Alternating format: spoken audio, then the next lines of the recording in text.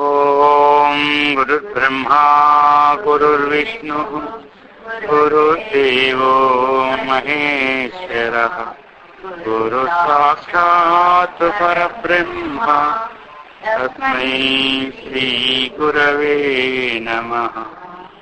ఓం శంకరం శంకరాచార్యం కేశవం బాదరాయణం సూత్రభాష్యకృతౌ వందే భగవంతౌ పునః పునః. ఓం యుక్తాహార వికారాయ వివిక్తస్థలవాసినే మలయాళయతీంద్రాయ బ్రహ్మనిష్టాయ తే నమః. ఓం కృష్ణం కమలపత్రాక్షం పుణ్యశ్రవణకీర్తనం వాసుదేవం జగద్యోనిం నౌమి నారాయణం హరిం. ఓం సర్వమంగళమాంగళ్యే శివే సర్వార్థసాధికే శరణ్యే త్రయంబకే గౌరీ నారాయణి నమోస్తుతే. ఓం సహనా భవతు సహనౌ భునక్తు సహ వీర్యం కరవావహై తేజస్వినావధీతమస్తు మా విద్విషావహై. ఓం శాంతి శాంతి శాంతి. హరి ఓం.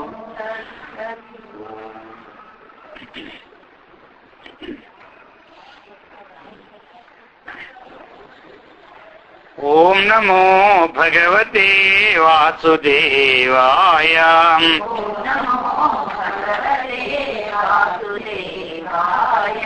ఓం నమో భగవతే వాసుదేవాయ.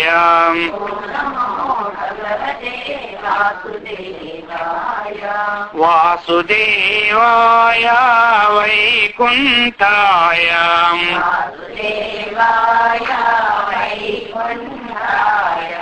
వాసుదేవాయ వైకుంఠాయ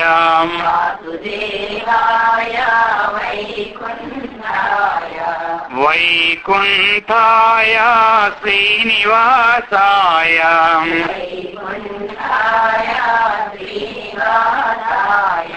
వైకుంఠాయ శ్రీనివాసాయ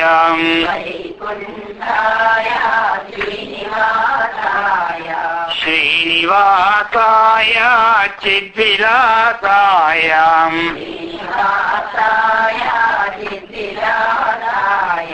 చిద్విలాసాయ చిత్కళాస్వరూపాయ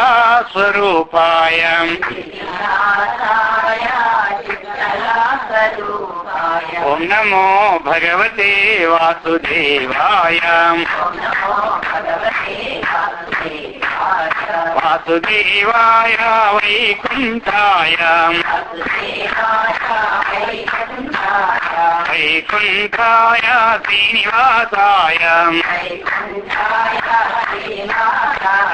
శ్రీనివాసాయ చిద్విలాసాయ బాలకృష్ణ భగవానికి సద్గురు మహారాజుకి పార్వతీ పతే హర హర మహాదేవ్. పవిత్రాత్మ స్వరూపులకు ప్రియాత్మ బంధువులారా, శ్రీ విష్ణు సహస్రనామ స్తోత్రం. విష్ణు సహస్రనామ స్తోత్రంలో నిన్న మనం చెప్పుకున్న విషయం ఏమిటి అంటే, జగత్ప్రభం దేవదేవం అనంతం పురుషోత్తమం స్తువన్నామ సహస్రేణ పురుష సతతోత్థిత అనే విషయాన్ని విశదీకరించుకున్నాం. జగత్తుకి ప్రభువు, బ్రహ్మాది దేవతలకు కూడా దేవుడు,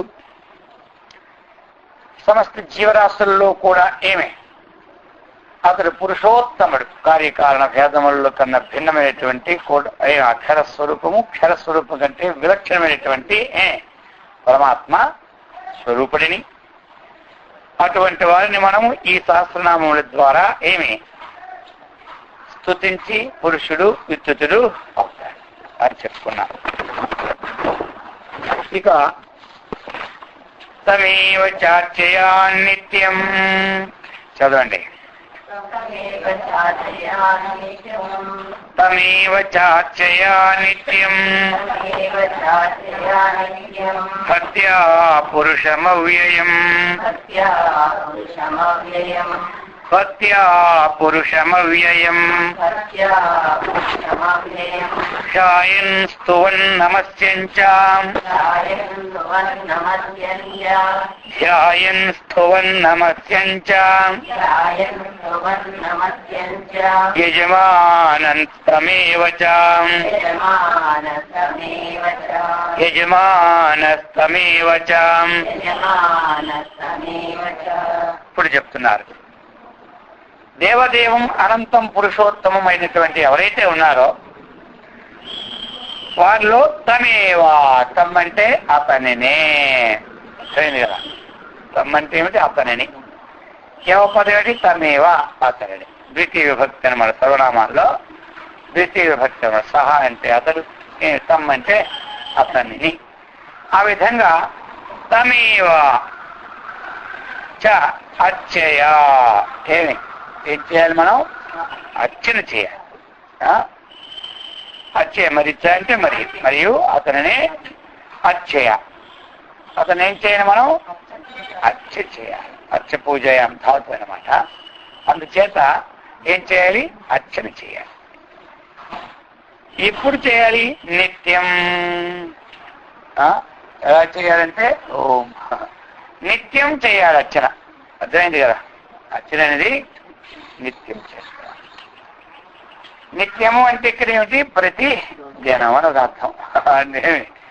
నిత్యం అంటే ప్రతిదినము అని ఒక అర్థం అనమాట మనకి. కాబట్టి ఇక్కడ నిత్యం అంటే ప్రతిదినము అంటే ఆ ప్రతిదినము అన్నటువంటిది సర్వేషు కాలేషు నిత్యం అన్నమాట. నిత్యం అనేటువంటిది పదానికి అర్థం ఏమిటి? సర్వేషు కాలేషు అనే అర్థం. అంటే సమస్త కాలములు. కాలాలు ఎన్ని మనకి? జాగ్రత్త కాలము, స్వప్న కాలము, సుషుప్తి కాలం, అది అవస్థలు అంటారు. కాలాలు భూతకాలము, వర్తమాన కాలము, ఇంకా భవిష్యత్తు కాలం. లేదు కదా? సర్వేషు కాలేషు మా మనస్ముర యుద్ధచ అంటారు భగవద్గీతలో. సర్వేషు కాలేషు మా మనస్ముర యుద్ధచ. అది చేయి పని.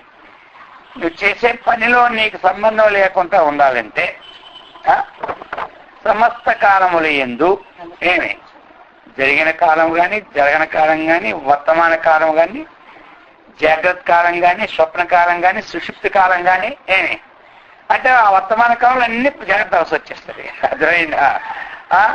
అన్నీ మనకి మొత్తం మూడు వచ్చేస్తాయి అందులో.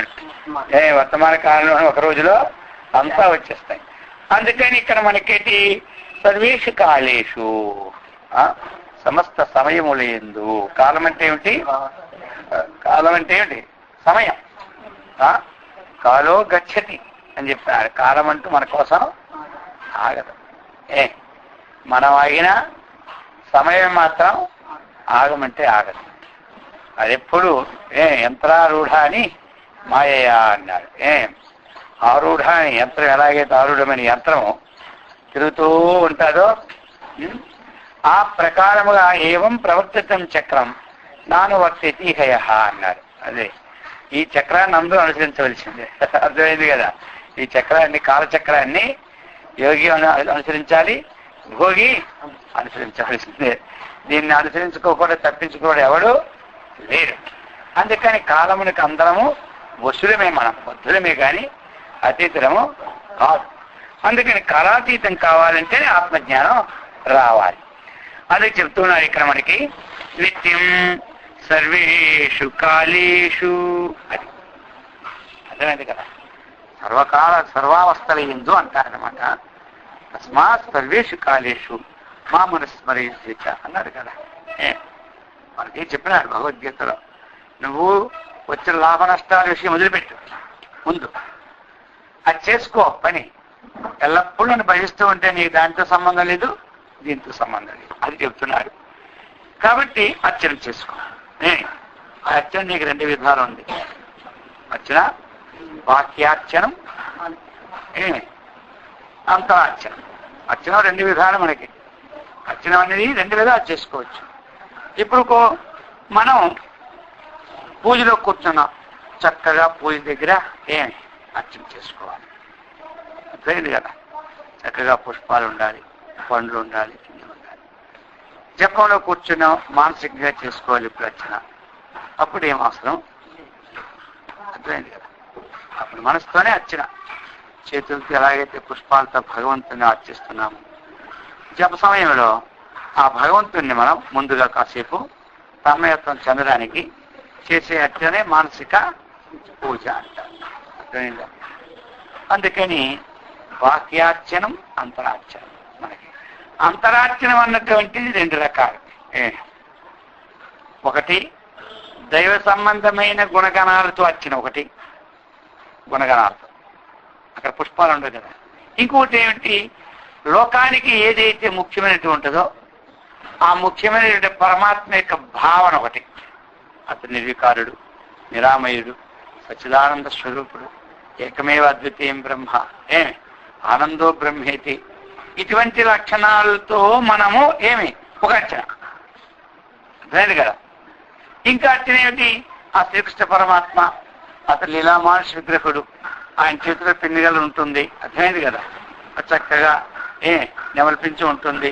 ఆయన లోకానికి ఉద్ధరించినటువంటి వాడు అన్నటువంటి ఆయన చేసినటువంటి ఏవైతే పనులు ఉన్నాయో ఆ పనులను స్మరించుకొని మనం అంతరంగంలో అర్చన. అదే పనులన్నీ నామాల్లో వచ్చినాయి అన్నమాట. అర్థమైందా. ఆయన చేసే పనులన్నీ మనం నామాలుగా రచించాం కాబట్టి ఆ నామాలతో భగవంతుని అర్చన బాహ్యార్చన. ఇప్పుడు అంతా చూశాడు ఎవరు, విశ్వరూపం అంతా చూపెట్టాడు. ఎవరికి? విశ్వరూపం చూపెట్టిన తర్వాత ఆయన సందేహం వచ్చింది. విశ్వరూపంలో అంటాడు, మత్కర్మ కృత్ మత్పరమో మద్భక్త సంగవర్జిత నిర్వైర సర్వభూతేషు యస్సమామేతి పాండవ అంటారా. ఎక్కడ? 11వ అధ్యాయం అంతిమ శ్లోకంలో మత్కర్మ కృత్ అన్నాడు, నా కర్మల్ని చేస్తుంది. కృన్ మత్పరమ భక్త, నా భక్తుడివే కా. మత్కర్మ కృన్ మత్పరమో సంగవర్జిత. అర్థమైంది కదా. ఎక్కడికైనా వెళ్ళి అక్కడ బురద అంటించుకోకపోని చెప్తున్నాడు. అర్థమైందా. అంటించుకుంటే అది దొరుకుకోవడానికి సమయం సరిపోతుంటాడు.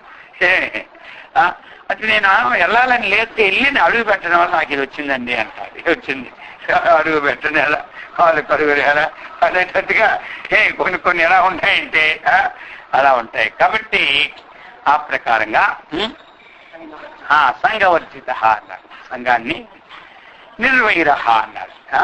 ఎవరితో కూడా విరోధం ఉండకూడదు.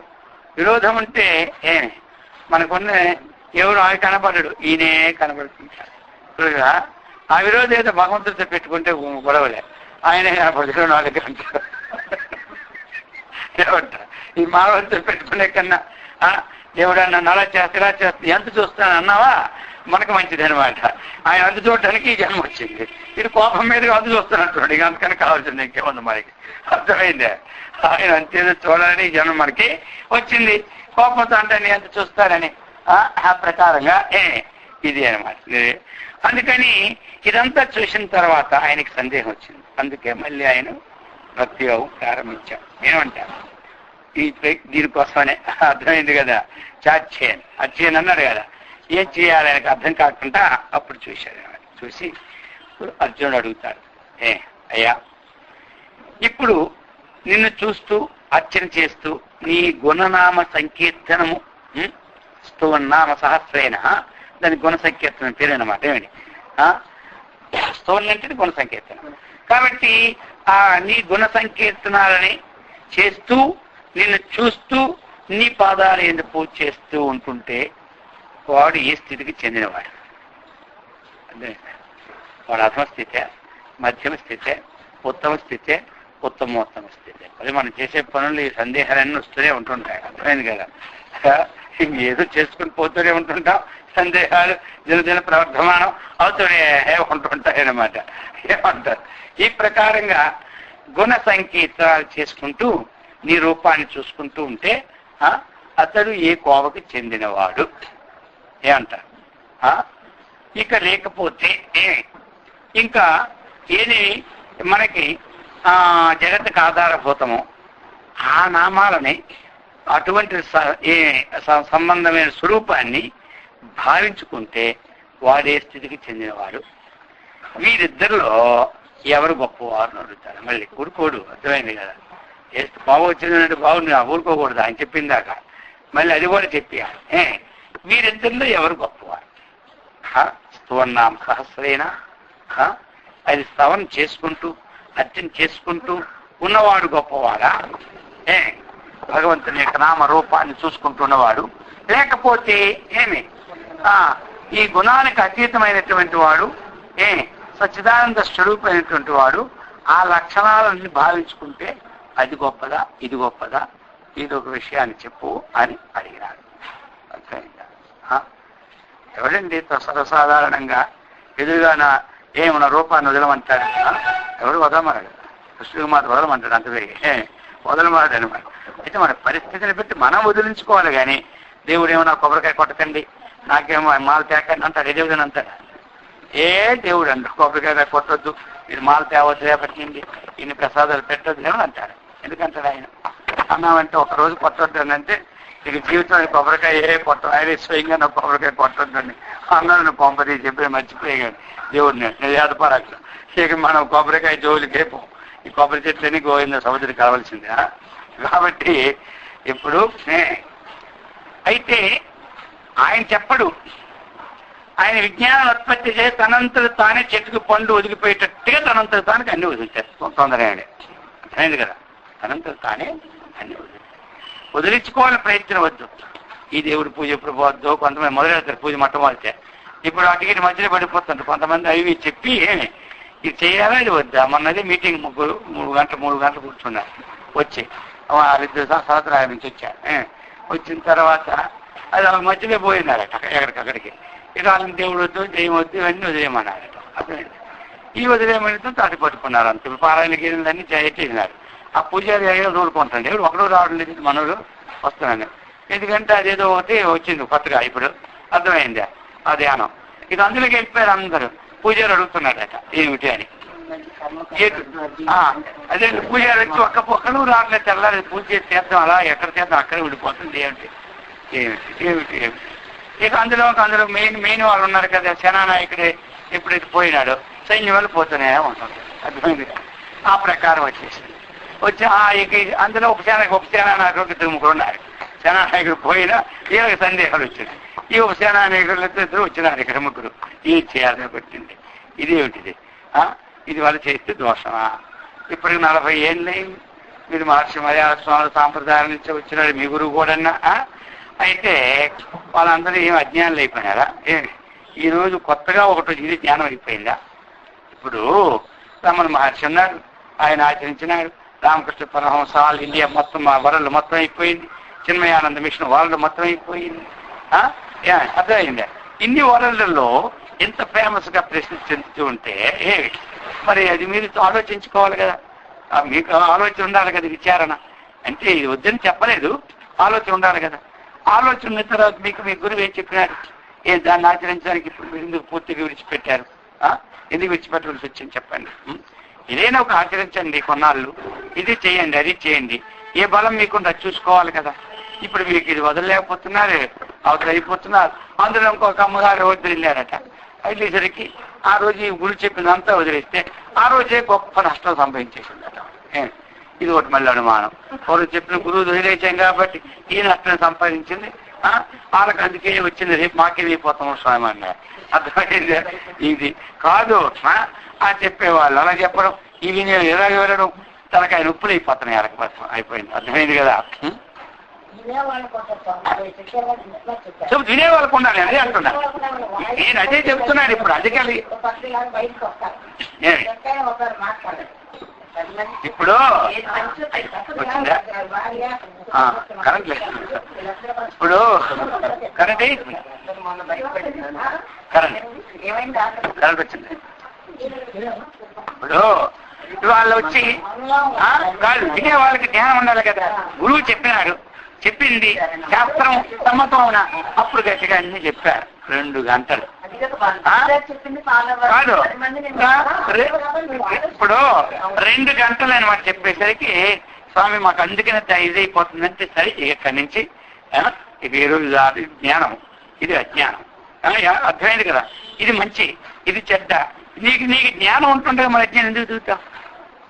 పంచభూతాలు ఉన్నాయి. పంచభూతంలో అగ్ని ఉపాసించేవాడు ఒకడు, వాళ్ళు ఎప్పుడు అగ్ని దాన్నే, వాళ్ళు కూడా ఏ గ్రహాలు వద్దంట. పంచభూతాల్లో అగ్ని ఉపాసించేవారు లేదా? తెల్లవారి చిన్నదైన హోమం పెట్టుకొని చేసుకుంటారు. అర్థమైందా? అంత కొండైనా పెట్టుకుని హోమం వచ్చి కానీ విగ్రహం ఒప్పుకోరాలి. పంచభూతంలో వాయువుని ఆరాధిస్తున్నారు ఇల్లు. ఇప్పుడు పంచభూతాలకు అత్యధిష్టం ఆరాధించేవారు కాదు కదా వీళ్ళందరూ. ఇప్పుడు కాదు, పంచభూతాల్లో వాయువు మీద దృష్టి పెట్టమన్నారు వాళ్ళు, పంచభూతాల్లో అగ్ని మీద దృష్టి పెట్టమన్నారు, పంచభూతాలు ఆకాశం మీద దృష్టి ఒకటి అంటారండి. మరి అర్థమైంది. రేపు వచ్చి పంచభూతాల్లో గంధం మీద పెట్టమని ఇంకోటి రేపు వస్తారు. కొత్తడు వస్తాడు, మళ్ళీ ఇదంతా కొట్టేస్తాడు వాడు వచ్చేసరికి. ఈ 4 భూతాలు పోతాయి. వాళ్ళు అంతసేపు సుగంధం వస్తూ ఉంటారు. మీరు రాలేదా సుగంధం అని అడుగుతాడు అనమాట. ఎందుకంటే అది పృథ్వీ తత్వం గంధం అనమాట. ఇక ఆ గంధాన్ని ఉపాసన అన్నటువంటి మరి 10 ఏళ్ళు అది వచ్చేస్తుంది. ఏమంటారు? మొత్తం అందరూ ఉండాలి. పృథ్వీ ఆధారం అయితే మీకైనా బుద్ధి ఉందా? పృథ్వీని ఉపాసించుకోవద్దు, ఆ భూమిని చూస్తూనే ఉండమంటాడు వాసించడు ఎప్పుడు. అర్థమైంది. కాబట్టి ఇవన్నీ చెప్పినాక 2 గంటలు చెప్పేసరికి అప్పటికి ఇంక మరైతే మానేశారు కదా.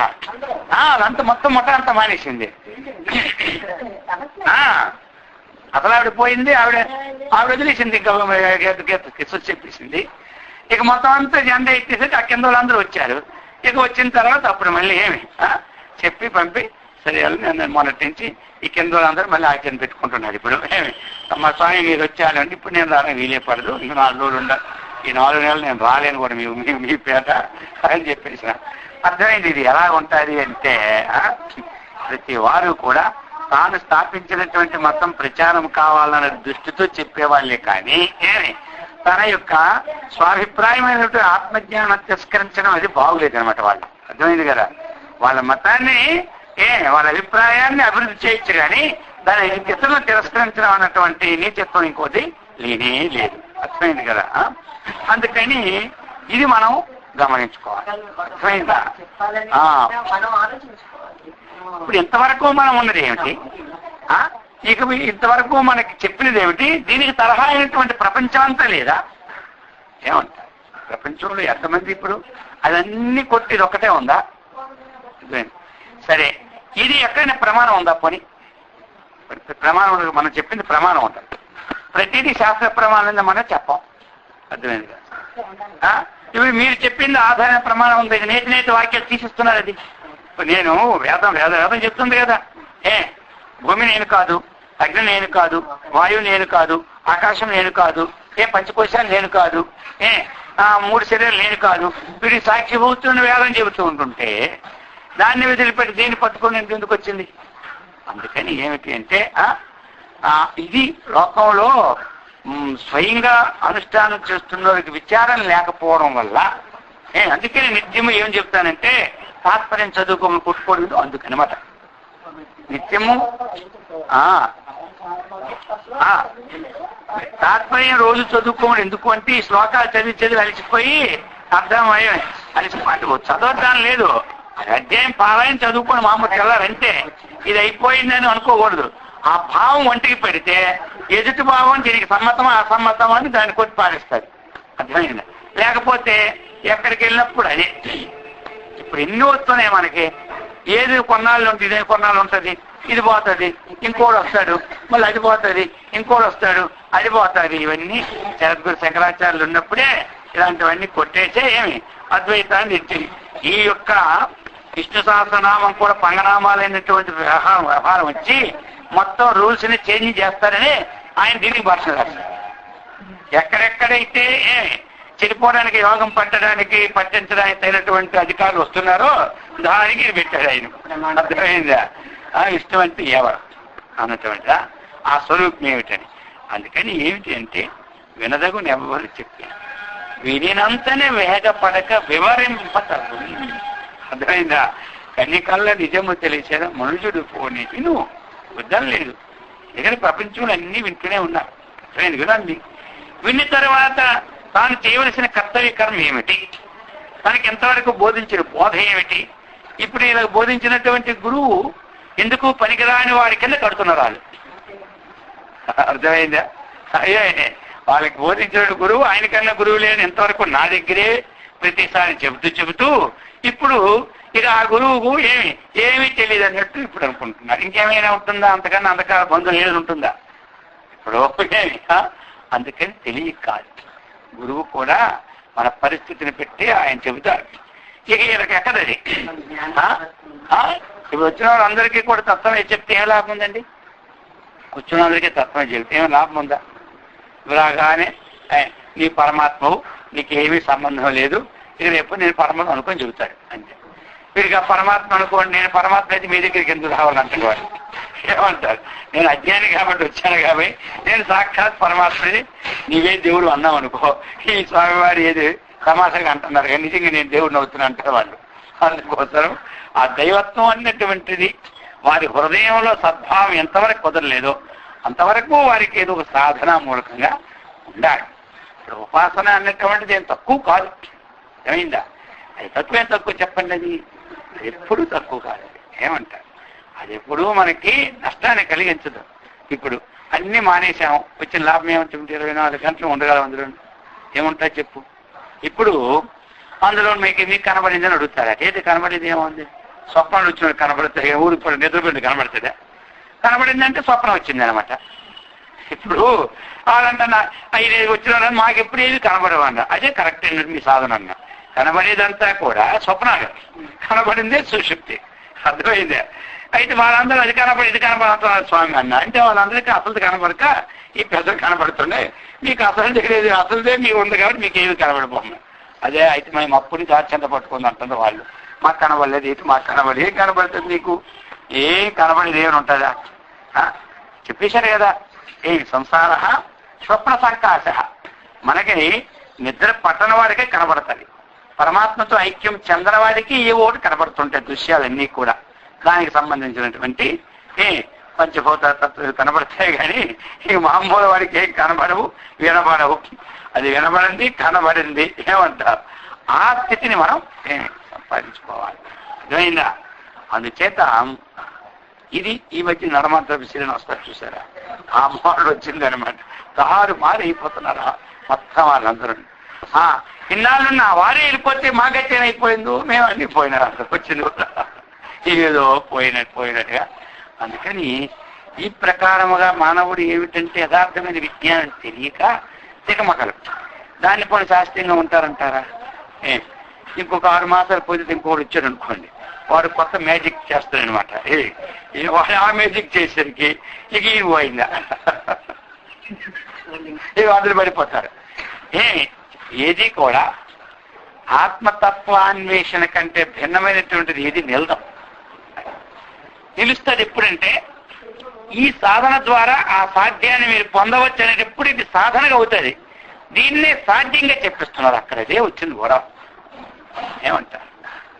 ఇప్పుడు సాధన వేరు, సాధ్యం వేరు. ఏమైంది కదా? ఇప్పుడు ఆ సాధన ఏమి ఇది? ఈ సాధనకి ఇచ్చిన వస్తువు ఇది బహిర్ముఖావస్థకి చెందిందే కానీ అంతర్ముఖావస్థకి చెందింది కాదు. మరి సాధ్యము ఏమి? ఈ సాధ్యం దేనికి అంటే బహిర్ముఖంలో ఏకాగ్రత కలగడానికి ఉపయోగపడుతుంది. ఆత్మానాత్మ విచారణ వల్లనే మీకు మోక్షం గురించి చెప్పారనుకో, అది దోషం రాదు. అది వేదాంతానికి కూడా దోషం రాదు. ఇప్పుడు ఇవన్నీ మన అంతర్ముఖం ఏది ఏవైతే సాధనలు ఉన్నాయో ఇవన్నీ అంతర్ముఖం కావడానికే బస్ ఇంతే. విచారణ ద్వారాగానే మోక్షం వస్తాయి. ఎవరికైనా ఏ ఫండమెంటల్లో వేదం అంత విచారణ లేకుండా విజ్ఞానం కలగకుండా వారు మోక్షాన్ని, శాశ్వతమైన శాంతిని, సుఖాన్ని పొందలేరు.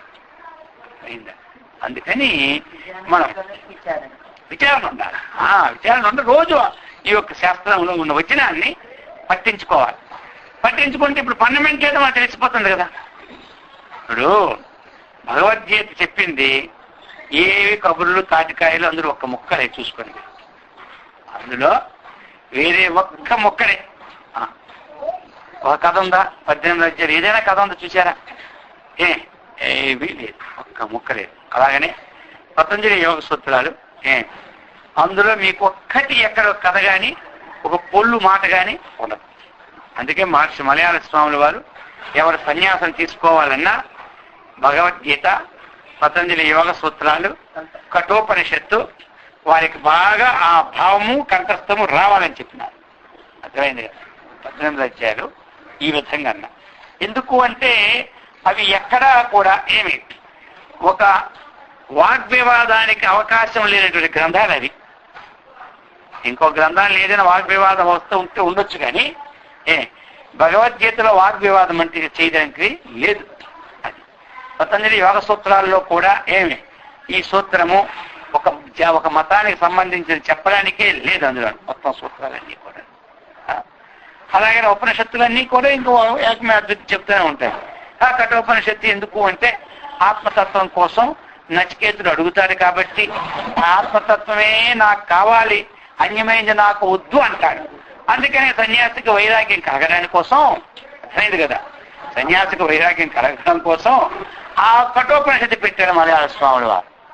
ఎందుకంటే నచికేతుడికి అడిగాడు కదా, భూమిర్మహదాయతనం, నీకు భూమి కావాలంటావా? ఎంత భూమి కోరుకుంటావో ఎన్ని లక్షల ఎకరాలు ఇచ్చిస్తా.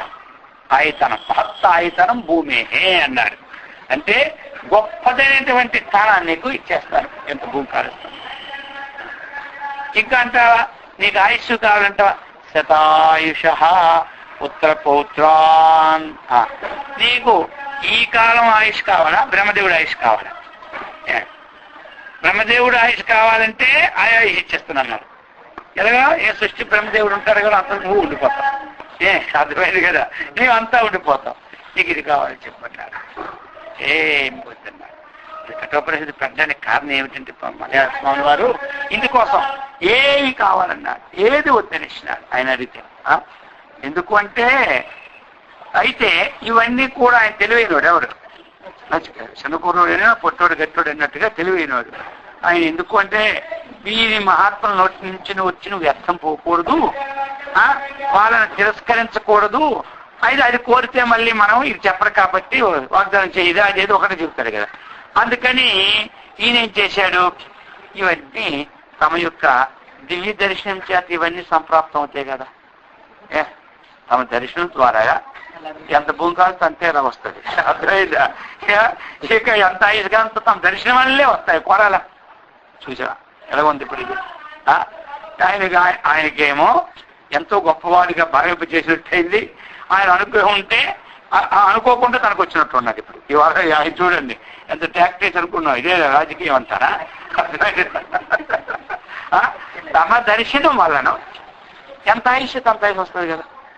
అది వరకు అంటారు. ఇంకా తమ దర్శనం ఎంత భూమి అంత ఉంటే వస్తుంది కదా. దానికోసం అదెందుకు కోరుకోవాలి, అది వద్దంటారు. ప్రాణం యశ తృతీయ వరహ, శ్రేష్టమైనటువంటిది, కోరుకోదగినటువంటిది ఆ మూడో వరమైనటువంటి ఆత్మతత్వాన్ని చెప్పమన్నారు. చూడండి మరి ఏ ఉపనిషత్తులోని వాక్యం మాత్రం మనకి ఆత్మతత్వం కంటే భిన్నం ఉందా? లేదు. మరి మనకి ప్రమాణ వాక్యం ఉపనిషత్తు అయినా కాదా? సాధన చేసుకోవచ్చు. అష్టాంగయోగం ఉంది, యమము, నియమము, ఆసనము, ప్రాణాయామము, ప్రత్యాహారము, ధారణ, ధ్యానము, సమాధి, ఇవన్నీ ఏమిటి? సాధనలు. ఈ ఏడుట్లో ఒకటి తీసుకొని ఇదే పరమాత్మ అంటే ఎవడు ఒప్పుకుంటాడు? ఎవరైనా ఏడుట్లో పాయింట్ తీసుకుంటారు. యమం చేస్తే చాలు పరమాత్మ స్థితి, దానికన్నా గొప్పది అంటాడు. యమము అనేది ఏమిటి? అహింస, సత్యము, ఆస్తేయము, బ్రహ్మచర్యము, ఆ ప్రక్రియ యమాల. యమం అంటే ఏమిటి? మనకి ఇవి కదా ఏ ప్రాణికి చేయకపోవడం, ఏ ప్రాణికి కూడా మనోవాక్య ఇక్కడ అర్థం ఆడుకుంటూ ఉండడం, అర్థమైంది కదా. అలాగనే మన బ్రహ్మచర్యాన్ని రక్షించుకోవడం, ఓ దొంగిలించుకుంటూ ఉండడం, పరిగ్రహం తీసుకుంటడం, ఇవే ఆత్మస్వరూపమా? ఇలా చెప్పినట్టు ఉంటుంది వాళ్ళు. అర్థమైందా? సాధనాన్ని తీసుకొని సాధ్యం కింద చేర్చేస్తున్నారు. జ్ఞాని అయిన తరువాత సాధ్య సాధనలకు అభేదం మనం చెబుతాం. ఏమంటారు? అర్థమైందా? జ్ఞానం కలిగిన తర్వాత సాధ్య సాధనలకు అభేదం వస్తుంది. అజ్ఞానావస్థలో సాధనం వేరు, సాధ్యం. సాధనాన్ని సాధనానికి చెప్పాలి, సాధ్యాన్ని సాధ్యంగా చెప్పాలి అజ్ఞాన సమయంలో.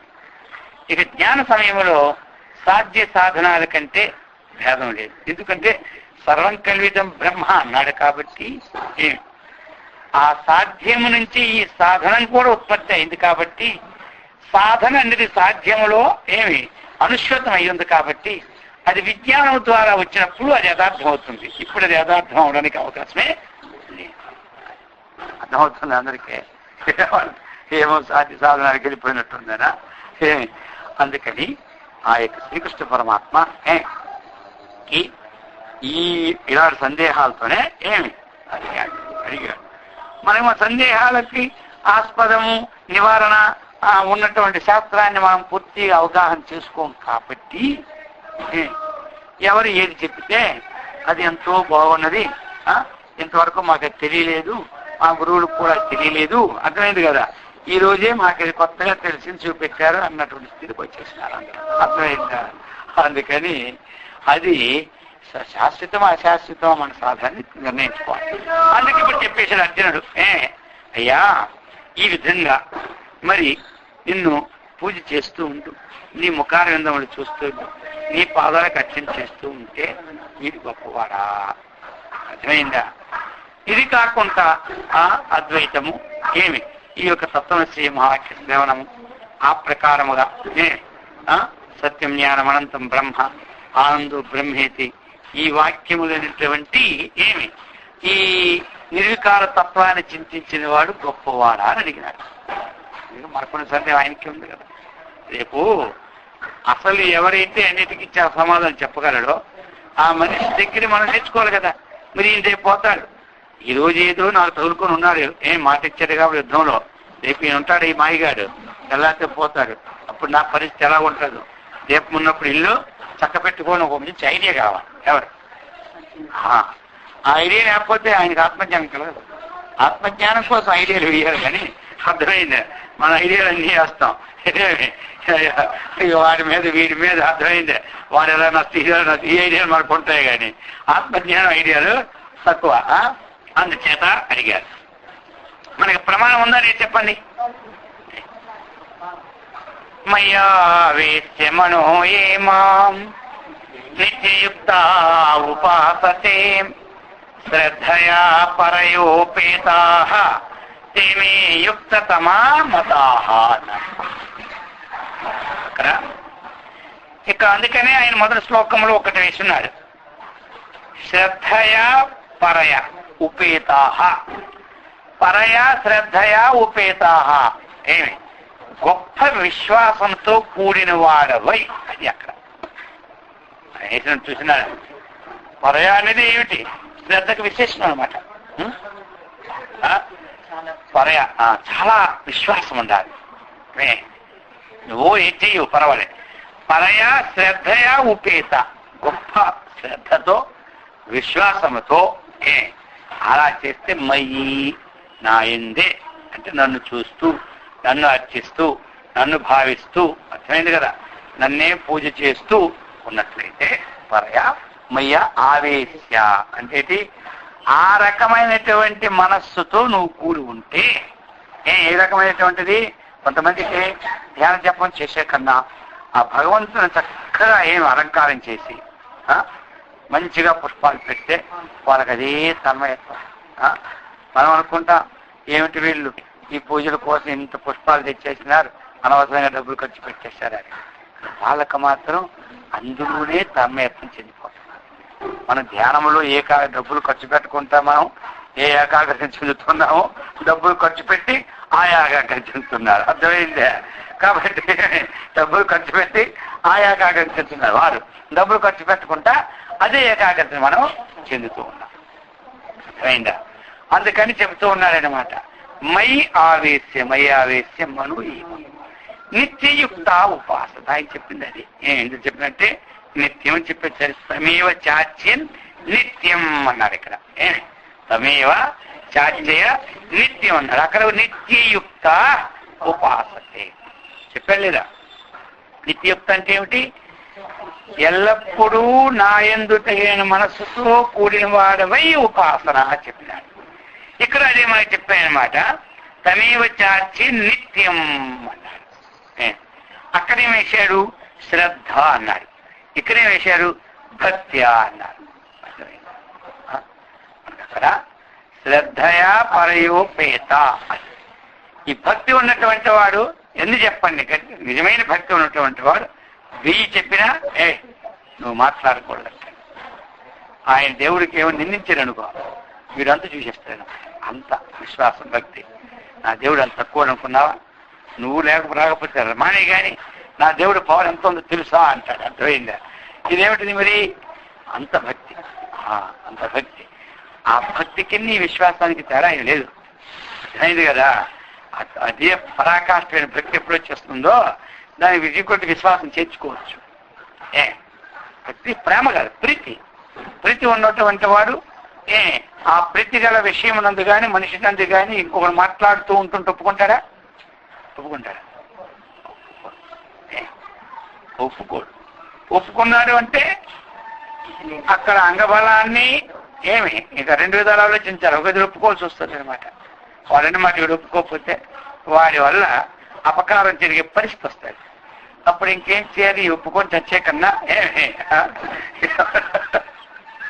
ఇది ఒప్పుకొని ఇది చేత దెబ్బలు తినే కన్నా ఏమంటారు? వాడు చెప్పిన దానికి ఒకటి లోపటైనా భగవంతుని వేడుకుంటా ఉండడం మంచిది అనుకుంటాడు వాడు. కానీ కాస్త ధైర్య వీరి ధార్యాలు ఉన్నవాడు హత్తవ ప్రాప్సే స్వర్గం జిత్వ భోక్షేమ అంటారు. వీడి మాట పోతే పోవాలి. భగవంతుడి గుణగణాల్లో ఈ ప్రాణం కూడా పడవడం వాడు అనుకుంటారు. అర్థమైందే? మరి కాస్త విజ్ఞానం కలిగినటువంటి వాడు ఏమనుకుంటారు? వాడు పట్టుదల ఉన్నవాడు ప్రాణమైన ఇచ్చేస్తాడు. అని వాడి ప్రాణం పోదు, భగవంతుడు మళ్ళీ అక్కడ చండేస్తాడు. అర్థమైందే? అయితే నిజం అబద్ధం వస్తాడో రాడు అంటారు.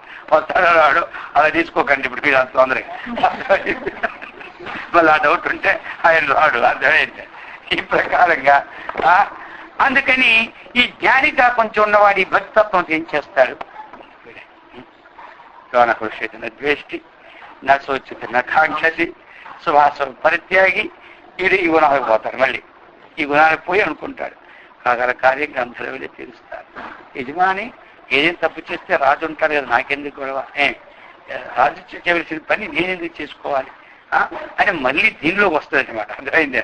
దీంట్లోకి వచ్చి తాను శాంత భావంతో తన యొక్క ప్రక్రియానుసారంగా అనొప్పింపగా తాను ఒక తప్పించుకుంటుంది వీడు. అర్థమైంది కదా? అందుకని తమేవ చాచ్య నిత్యం. అర్జున ఏం చేస్తావంటే చక్కగా మయ్యావేశ్య మనోయేమ నిత్యయుక్త ఉపాసతే. అయితే ఎలాగైతే ఉపాసించు, ఇది నువ్వు ఉంచుకో. పరాకాష్ఠ నీకు రాజుని కాదు, ఎవరు చెప్పినది ఏమి అది పట్టుకున్నామంటే అది తప్పక పొందిపోతాం మనం. ఇంకా తమలో ఒక విషయం చెప్పన్నాం కదా. ఇప్పుడు తులసీదాసు దగ్గరికి ఒక ఆయన వెళ్ళాడు. ఆయన వెళ్తే ఆయన ఏం చేశాడు అంటే, ఏదో చిన్న ఆపదల్లో ఉన్నాను, అందుకని నాకు ఆపదలు తీరడానికి ఒక దివ్యమైనటువంటి మహామంత్రాన్ని ఇచ్చేయమన్నాడు. ఎవరు? సరే అనుకున్నాడు. ఇది మహామంత్రం రాసి అక్షరాలు రాసి పొట్లంకటి ఇచ్చినాడు. ఇది ఈ మంత్రం పట్టుకో స్వామి, నది దాటడానికి ప్రవాహం చాలా ఏంది, నీ దివ్యమంత్రం నీ చేతిలో ఉంది, నీకెందుకు? అది దివ్యమంత్రం నీ చేతిలో ఉంది, నీకెందుకు నష్టం? నువ్వు అలా రోడ్డు మీద నడిచి తిరిగిపోన్నాడు. ఎవరు? అది దివ్యమంత్రము అన్నటువంటి విశ్వాసంతో ఉన్నాడు ఈయన. పోయినాడు సగంతో వెళ్ళాక డౌట్ వచ్చింది, అది ఏ మంత్రం చూస్తే బాగుండు కదా అనుకున్నాడు. మా లోతైన స్థలానికి వెళ్ళాడు. అక్కడ ఇప్పినాడు. దాని మీద చూస్తే రామ అని ఉంది. ఏమి మంత్రం, ఏమైనా జ్ఞానం ఉందా? ఇది నాకు తెలిసిందే కదా అన్నాడు, అక్కడ ముగిపోయాడు. అర్థమైందా? ఏమైంది? ఇప్పుడు ఎప్పుడైతే ఇదేనే అనుకున్నాడు అక్కడ ముగిపోయాడు. అందుకే ఇదేనే అనుకోండి అంటే ఏది ఎంత తక్కువ ఇచ్చినాడు, ఏదో పెద్దది ఇస్తారనుకున్నాను అన్నాడు. అర్థమైందా? అది అందులో ఉన్నది విషయం. మనం ఏం చేయాలి? అయితే మరి అది ఇప్పుడు ఇంకోటి అంటారు, మరి గురువు గారిలో అంత శక్తి లేకపోయింది కాబట్టి ఈ శిష్యుడు ఈ మంత్రం ఇచ్చినాడు, ఈ మంత్రం పనిచేస్తుందా లేదా, ఇది ఒక డౌట్ అనమాట. ఇప్పుడు అనే డౌట్ల వల్లే కదా ఇది ఎలా ఇప్పుడు కూడా. అందుకనే మన పెద్దవాళ్ళు చెప్పిన ఉదాహరణలు ఇప్పుడు కొన్ని అలాగా ఒక స్ఫూర్తిగా రాసి ఉంచుకోవాలి. అది అప్పుడప్పుడు చూస్తుండాలి. ఈ ఉదాహరణ కూడా మీకు చెప్పిన ఉదాహరణ మరలా చెప్తున్నాను. ఎందుకు అంటే ఈ పరిస్థితిని బట్టి. ఇప్పుడు ఒక ఆయన ఒక నది తీరంలో ఉన్నాడు, అవతల పక్క ఉన్నాడు. అర్థమైంది? ఆయన చక్కగా రోజుకొక పూట తింటాడు, భిక్ష తీసుకుని వెళ్తాడు. ఒక అమ్మగారు ఏం చేశారు, మీరు రోజు రావద్దు ఇక్కడికి, నేను టైంకి అన్నం తీసుకొచ్చిస్తాను, స్వామీజీ మీరు మాత్రం రావద్దు, మీరు ఒక్క పూట తింటాను నేను 10:30కి అని చెప్పాను. అర్థమైంది కదా? 10:30కి ఈ అమ్మ తీసుకెళ్ళి ఇచ్చేది.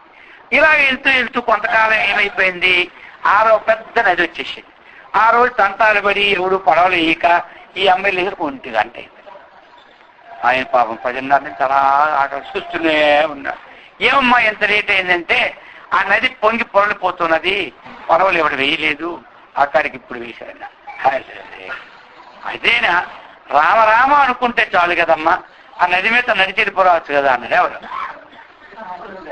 గురువు. అయ్యో ఇంతవరకు ఈ మహామంత్రం నాకు తెలియలేకపోయింది, గురువు గారు మొట్టమొదటి వచ్చి చెప్పుంటే బాగుంది కదా అన్నారు. సరే ఏ మొత్తం చెప్పేశాడు ఆ మంత్రంగానండి, ఈవిడ పట్టించుకుంది అనమాట. ఇక మర్నాడు అంతే నది ప్రవాహం వచ్చేసింది. ఈవిడికి ఏం భయం లేదు, క్యారేజ్ పట్టుకుని నడి మీద అలా నడిచికెళ్ళిపోతాను. ఎవరు అంతే. ఈవేళ ఎలా వచ్చేవాడు? నేను చెప్పలే దివ్య మహామంత్రం, మీరు అన్ని మంత్రమే, ఆయనకి డౌటే. నిజంగానా నిజమేంటండి స్వామీజీ, తమ చెప్పిన ప్రకారంగా వచ్చేసాడు. ఇది ఆవిడకి భయం లేకపోతే ఎంత నడిచినా టైం టు టైం 10:30 కల్లా అక్కడ క్యారేజ్ పెట్టేస్తుంది అనమాట. ఒకరోజు ఏమైంది, ఆ మనవడికి ఏమో పాఠశాల ఏదో పేరు నామకరణం అనుకోని పోయింది. స్వామీజీ మీ చేతులతో నామకరణం చేయాలి. అలాగేనమ్మా అన్నాడు. మళ్ళా రోజు మొత్తం కూడా పెట్టేశాడు. ఎవరు? గురువుగా. మొత్తానికి పాఠశాలకి రెడీ అయిపోయారు. ఆ రోజు కూడా అమ్మగారు పిల్లడానికి రావాలి కదా, భోజనం అక్కడ చేయాలండి స్వామి 10:30కి అన్నది. 8 గంటలకి అమ్మవారు నది మీద నడిచి వెళ్ళిపోయింది, నీరు ప్రవాహం పొంగిపోతున్నాడు. అప్పుడు గురువు గారు చూశారు, ఎలా వచ్చామన్నారు. ఇంత నది ప్రవాహం ఎలా వచ్చాము అంటే మీరు చెప్పిన మంత్రానికి ఏం తిరిగా ఇంకా డౌటా? మంత్రానికి అంత పౌరులు నాలో పౌరులు ఉండదా? గురువు గారు డౌట్ వచ్చింది కాదు. ఆవిడ ఏమంది, పదండి స్వామి పోదా తొందరగా ఇంకా టైం అయిపోతున్నాను. ఇప్పుడు ఏమంటాడు గురువు గారు, ఈ డౌటే, ఈ మహానది పొంగిపోయి వస్తుంది, ఇందులో మనం వెళ్ళగలమా వెళ్ళలేమా? ఏమే ఇప్పుడు కాదు, గురువు గారు డౌట్ వచ్చింది, ఈ నది నుంచి మనం వెళ్ళగలమా వెళ్ళలేమా? అర్థమైందా ఎట్లా పరిస్థితి? అయినా సరే వెళ్ళలేనంటే ఇప్పుడు అవమానం, వెళ్ళాక అని ఏమి అయిపోతే నీ అట్టే పోయి. అయినా సరే ధైర్యం చేసి శిష్యుడితో చెప్పేసినారు, అయ్యా ఒక్క మాట, నేను వెళ్ళిపోతానులే పర్వాలేదు, కానీ వెళ్ళలేకపోతే ఒక 100 గజాలు మంచి తాళ్ళు మనకు కట్టండి, ఎక్కడైతే నేను ముట్టిపోయినట్టు అవుతానో వెనక్కి లాగి పారేయండి అన్నాడు. ఇదండి ఆయనకి చూసా. ఈవిడేమో రామ అనుకోని నచ్చాన్ని వెళ్ళిపోయింది. అక్కడి నుంచి గురూజీ అంటుంది, గురూజీ ఎక్కేది గురూజీ. ఈయన కాలేజీ వరకు వెళ్ళాడు, ఎప్పుడు కాలు అందలేదు అలాగే పాటించాడు. అర్థమైంది. ఈయన ఈ ఒడ్డు వెళ్ళిపోయారు, ఆయా మా ఒడ్డుకి వెళ్ళిపోయారు. అర్థమైందా? చూసారా? మరి ఇప్పుడు ఏది ఎలాగున్నా వాళ్ళ సత్తా ఉన్నా లేకపోయినా ఆ మంత్రములో పూర్వం వాళ్ళు సత్తాతో పెట్టున్నారు. అర్థమైంది కదా? అగ్ని చేతికి ఇచ్చిన తర్వాత అది కాలే తీరుతుంది అన్నమాట. ఎవరిచ్చినా తెలివి తక్కువడు కూడా అగ్ని ఇచ్చాడు కాబట్టి వాడిస్తే అగ్ని కాలుతుందా అని అంటారు. కొంత ఇలా పెట్టుకుంటారు. ఎక్కడ వాడు ఏమి తెలియడు అగ్ని ఇచ్చి కాలుతుంది, ఇక్కడ పెట్టుకుంటాడు. కాలదా? ఏమి తెలియడు అగ్ని ఇచ్చినా ఒళ్ళు కాలిపోద్ది. పక్కా భయం తెలుసుకోండి ఇచ్చినా ఒళ్ళు కాలిపోద్ది. ఎందుకంటే ఈ అగ్నికి ఆ పవర్ ఉందన్నమాట. అర్థమైందా? అలాగనే ఆ శ్రీమంత శక్తి శ్రీవాడు తెలిసి ఇంకా అనుష్ఠాన పరుడైతే ఏమి అది ఒక్కసారి హృదయ గ్రంథికి వెళ్ళి విద్యతే హృదయ గ్రంథి అని తక్కువ ఛేదించుతుంది. లేకపోతే కాలక్రమేణా ఏమి వీడి ప్రయత్న విశేషంతో పోతాది, ఏ అజ్ఞానం పోతాది. కాబట్టి ఇప్పుడు మనకేమిటి, మనము ఈ మంత్రపు కానీ తంత్రం ఏదైనా ఈ ఉపాయాలు ఉన్నాయి కదా, ఇవి ఎప్పుడు కూడా మనకి ఉపయోగపడతాయి. కానీ ఆ విశ్వాసం దాని మీద ఏముండాలి ఉండాలి. అర్జున ఇది ఒక్కటి మాత్రం గుర్తుపెట్టుకో, నువ్వు చెయ్యు, నీకు వద్దని లేదు. నువ్వు మయ్యావేశ్య మనోయమం నిత్యయుక్త ఉపాసతే శ్రద్ధయా పరయోపేత, ఇది ఒక్కటి గుర్తుపెట్టుకోమన్నారు. ఇది మెయిన్. నువ్వు నాకు అర్చించు, నా వైపే చూస్తూ ఉండు, నేను ఎదురుగా నన్ను ధ్యానిస్తూ ఉంటుండు. కానీ నీకు పొందవలసింది ఏమిటి, పరయా శ్రద్ధ. ఇది లేకపోతే నీకు ఏమి శీఘ్ర ఫలం దొరకదు. అందుకు శ్రద్ధయా పరయోపేత తమాయుక్త తమో మత. ఇది చాలా శాస్త్రం నా అభిప్రాయం అన్నాడు. ఎవరు అన్నారు? విశ్వాసం. శ్రద్ధ ఈజ్ ఈక్వల్ టు విశ్వాసం, అదే అనమాట. అది కాబట్టి ఇది నాకు చాలా పరమో మత అన్నారు. నా యొక్క అభిప్రాయం ఇదే అన్నాడు. ఏది ఆయన అభిప్రాయం కావాలి కానీ ఇంకా అభిప్రాయం కావాలి ఇప్పుడు మనకి. ఇప్పుడు ఆయన అభిప్రాయం, నువ్వు నన్ను చూస్తూ, నన్ను ధ్యానిస్తూ, నన్నే పూజ చేస్తూ, నన్నే అర్చన చేస్తుంటామేవ చాచ్యం నిత్యం ఏమన్నారు. నన్నే చేస్తూ ఉంటుంటే ఏమి తప్పక ఏమి చాలా గొప్పది స్థితి నువ్వు పొందుతావు చెప్పినారు కదా అందులో. మయ్యావేశ మనోయమం నిత్యయుక్త ఉపాసతే శ్రద్ధయా పరయోపేత నేమే యుక్త తమా మత. నువ్వు ఈ విధంగా చేసినట్లయితే ఇది చాలా గొప్పదని నా అభిప్రాయం అని చెప్తాడు. ఎవరు చెప్పారు కదా. మరి ఇది గొప్పదే అని నా అభిప్రాయం ఆయన చెప్పినప్పుడు ఈ అర్చన గొప్పది కాదు అంటే ఇప్పుడు కృష్ణుని అభిప్రాయాన్ని మనం పొందినట్ట స్వీకరించినట్ట. భగవద్గీతని ఇప్పుడు మనం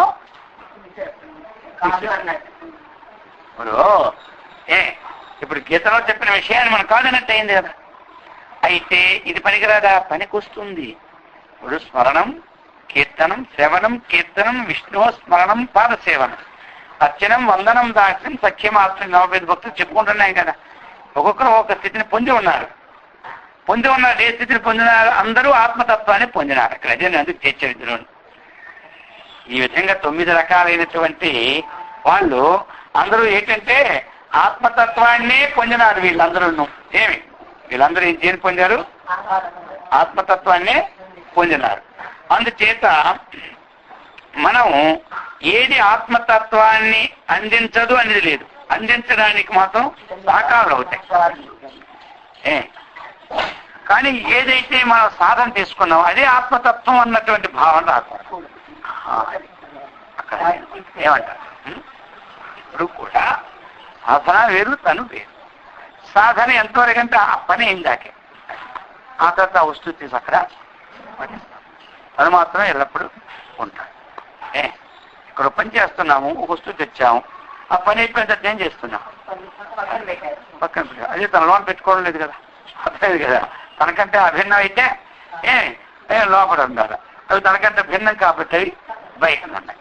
అందుచేత అర్జున ఈ విధంగా ఇది చాలా ఉత్కృష్టమైనటువంటిది అభిప్రాయం అని చెప్పారు. అయితే ఇప్పుడు డౌట్ వస్తుంది ఎవరికి? అర్జునుడికి. ఏది శ్రేష్టము అంటుంటే ఇది నా అభిప్రాయం అన్నాడు అంటే ఆ రెండో దాని సంగతి శ్రీకృష్ణుడికి తెలిసిందా లేదా కదా. ఇప్పుడు రెండింటిలో ఏది గొప్పదయ్యా అంటే ఇది నా అభిప్రాయం అన్నాడు అంటే ఆ రెండు నేను ఏది అడిగానో ఆ తత్వ అవగాహన కృష్ణుడు పొందా లేదని డౌట్ వచ్చింది ఎవరికి? చూసి ఎక్కడ డౌట్ వస్తుంటే ఇక్కడ దేవుడు ఏంది, గురు ఏంది మన డౌట్. ఎక్కిన లోకంలో ఇంకెవ్వరిని పేర్కొచ్చుడు ఏంది కానీ, భార్య ఏంది, భర్త ఏంది కానీ అర్థమైంది కదా, వస్తువులు ఏంది కానీ, వాహనాలు ఏంది కానీ, మేనమామ ఏంది కానీ ఎవరింది డౌట్ ఉండదు. మనకు ఆవగించి ఎంత నష్టం వచ్చినా లాభం వచ్చిన డౌట్ ఎక్కడ ఉంటుందంటే దేవుడు ఏంది, గురువు ఏంది, ఇంతే డౌట్ మనకి. ఆ డౌట్కి దేవుడిని వదులుదామా, గురువుని వదులుదామా, ఇంతే మన పని. కానీ కాబట్టి ఆయనకి డౌట్. సరే ఈయన అనుకున్నాడు, ఈయన ముఖం చూస్తే ఇలా ఉంది, ఇక రేపు పొద్దున నేను మొక్క చెప్పలేదు అనుకో, ఆ కృష్ణుడికి తత్వం తెలిసింటే చెప్పడానికి మళ్ళీ ఈయన ఎక్కడ మళ్ళీ సృష్టిస్తాడో ఆ మొక్క కూడా చెప్పేది లేదు మంచిది అనుకున్నాడు ఎవరు కృష్ణుడు అనుకో అంటున్నాడు. ఆయన నువ్వు ఏదైతే వ్యక్తం కానటువంటి స్వరూపాన్ని చక్కగా పరిపాలించాలనుకుంటున్నావో దాంట్లో ఉన్నటువంటి నీ యొక్క స్థితికి అది చాలా కష్టం. ఎందుకంటే క్లేశోధికతరస్తేషాం అవ్యక్తాసక్తచేతసాం అవ్యక్తాహిగతే దుఃఖం దేహవద్ధిరవాప్యతే. ఏమి కాబట్టి ఏదైతే అవ్యక్తాసక్త చిత్తసాం, ఇంతవరకు ఏమైంది? నన్ను చూసినట్టు చిత్తమో చెప్పేసిన నేను, నా యందు చిత్తం ఏదో నిలిపారో దానికోసం నేను చెప్పాను. ఇప్పుడు రెండో పాయింట్ అడిగావు కదా, ఆ పాయింట్కి ఏమిటంటే అవ్యక్తాసక్త చిత్తసాం, వ్యక్తము కానటువంటి నిరాకారమైనటువంటి నిర్మలమైనటువంటి నిశ్చలమైనటువంటి నిర్వికారమైనటువంటి ఏదైతే ఉన్నదో ఆ అవ్యక్తం స్వరూపం, దాని యందు ఆసక్తమైనటువంటి చిత్తము గలవాళ్ళకు అధికతర క్లేశోధికతర అంటే గొప్ప కష్టం అని చెప్పినారు. అర్థమైందా? దీని సుఖం అది ఎందుకు సుఖం కాదు? అది విచారణ మీద ఆధారపడి ఉంది. ఏమంటారు? ఇది భక్తి మీద ఆధారపడి ఉంది. ఆ విచారణకి ముందు అంతఃకరణ శుద్ధం కాకపోతే ఇంకా ఎక్కువ విచారణ పట్టదు. ఆ విచారణ పట్టదు కాబట్టి ఇంకా శ్రమ ఎక్కువ, రాత్రి పగలు శ్రమ పడాలి. కొంతమంది చదివితే 1 గంట చదివారంటే చాలు, పుస్తకం రోజుగా తీగిపోయినా బ్రహ్మాండంగా పరీక్ష రాస్తారు. కొంతమంది 360 రోజులు చదివినా సరే వాడికి వచ్చిన మాత్రం మళ్ళీ మామూలు మార్కులే. ఎందుకు? ఇది వాడి అంతఃకరణ శుద్ధంగా ఉంది. ఆ శుద్ధమైన అంతఃకరణం కాబట్టి వాడికి ఏకాగ్రత సిద్ధించింది. వాడు తక్కువ చదివేసరికి అయస్కాంత సన్నిధిలో సూది ఎలా అంటుకుంటుందో ఈ వరుస అంతా వాడికి చక్కగా అంటేస్తున్నాయి అన్నమాట. పోయిందా? ఆ విధంగానే మనకి ఎంతవరకు శుద్ధాంతఃకరణం కాలేదో అంతవరకు కూడా అవ్యక్తమునందు ఆసక్తమైన చిత్తము స్టాండర్డ్ గా దాన్ని చింతించడానికి వీలు పాడదు కదా. అవ్యక్తాసక్త చిత్తం క్లేశోధికతరస్తేషాం. అయితే ఎందుకు అవ్యక్త హి గతి దుఃఖం, అవ్యక్త హి గతి అప్రాప్యం. ఎవరికి దుఃఖం అంటే దేహవద్ది అవాప్యతే దుఃఖం. ఏమి దేహవద్ది అవాప్యతే దుఃఖం, దేహాభిమానం కలవారులకు అని అవ్యక్తమునందు ఆసక్తమైన చిత్తం కలవారులకు దుఃఖం అన్నటువంటిది అధికతర క్లేశం అన్నటువంటిది సంప్రాప్తం అవుతూ ఉన్నది. కాబట్టి ఇప్పుడు దేహాభిమానం నీకు ఉందా లేదా చెప్పు అర్జున అన్నాడు. ఏమంటాడు మాత్రం ఆత్మాభిమానం ఉంటుంది, దానికి ఎందుకు వస్తాడు? ఏది రాజేది అలాగా పోయింది, అందులో కూర్చుంటున్నాడు. అర్థమైంది కదా మొట్టమొదట. ఇప్పుడు అందుకని మధ్యనైపోయాడు. ఇప్పుడు ఆత్మాభిమానం ఉన్నటువంటి భీష్మాదులు యుద్ధంలోకి వచ్చినారు, దేహాభిమానం అర్జునుడు కూడా హంసలోకి వచ్చాడు. ఇప్పుడు ఎలా పరిస్థితులు వచ్చినాయంటే ఎవరిని కాదు అందుకొని వీలు పడ్డవనే. ఆత్మాభిమానులు కదా వాళ్ళందరూ చిన్నప్పటి నుండి వాళ్ళు యుద్ధంలోనే వచ్చినారు. ప్రారంభం ఎవరిని విడిచిపెట్టదనమాట. ఏ పని చేయాలో ఆ పని చేయించే వదులుతాడు. ఆత్మాభిమానికి కానీ దేహాభిమానికి కానీ పూర్వజన్మంలో ఉన్నటువంటి శేషము ఏ కర్తవ్య కర్మ చేయవలసి ఉందో ఆ కర్తవ్య కర్మని చేయించి పెడుతుందని దీని ద్వారా మనం సూక్తి గుర్తు చేసుకోవాలి. అయిందా? అందుచేత ఇప్పుడు చెప్పాడు మరి దేహవద్భికి అవాప్యతే, దేహమే నేనటువంటి ఆసక్తి ఎవరికైతే ఉన్నదో వారి చేత ఇది కష్టమన్నాడు. అందుచేత అర్చనా విశేషం అన్నటువంటిది ఎప్పుడూ కూడా మనకి నష్టం వస్తుంది అన్నది ఎప్పుడు అనుకోకూడదు. అయితే దాంతో సంతోషపడి ఉండరా, దాంతో సంతోషపడి ఉండరా, విచారణ చేసుకోవాలి. చేయండి, మీరు ధ్యానం చేయండి. అది ఏది గొప్పదంటే ఏం చెప్పంటారు?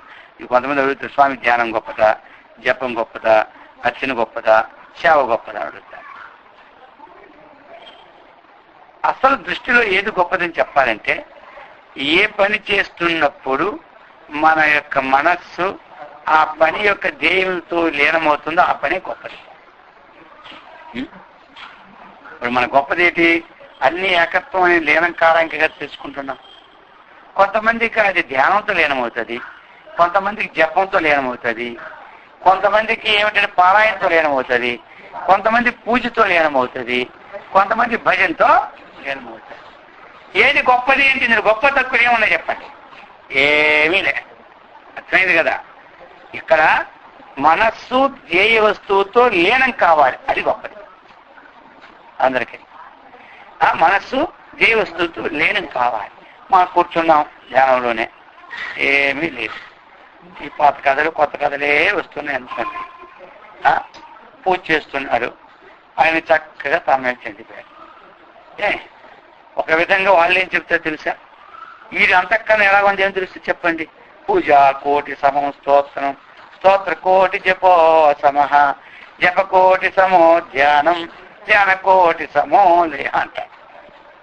వాడు ఒక ప్రమాణం తీసుకొని కానీ వీడి ధ్యానంలో ఏం చూస్తున్నాడు ఏంటి?